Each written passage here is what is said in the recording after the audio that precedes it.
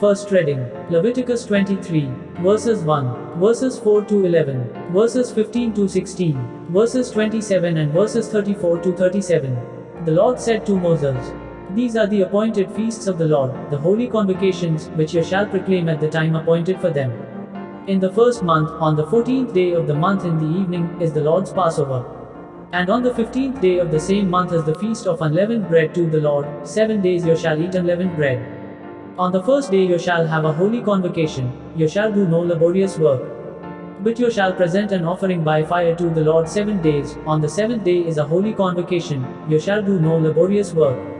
And the Lord said to Moses, "Say to the people of Israel, when you come into the land which I give you and reap its harvest, you shall bring the sheaf of the first fruits of your harvest to the priest. And he shall wave the sheaf before the Lord, that you may find acceptance. On the morrow after the Sabbath the priest shall wave it.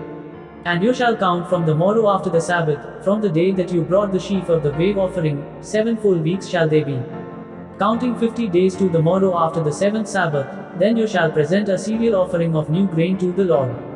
On the 10th day of the 7th month is the day of atonement, it shall be for you a time of holy convocation, and you shall afflict yourselves and present an offering by fire to the Lord.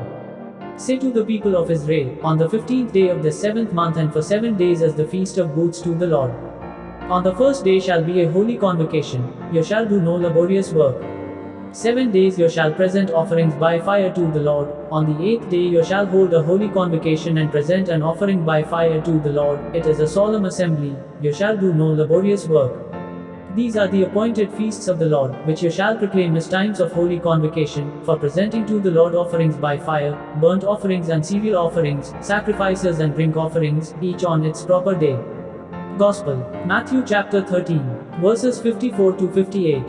And coming to his own country he taught them in their synagogue, so that they were astonished, and said, "Where did this man get this wisdom and these mighty works?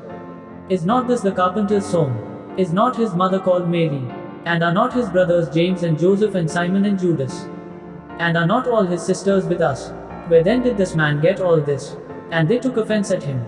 But Jesus said to them, "A prophet is not without honor except in his own country and in his own house." And he did not do many mighty works there, because of their unbelief.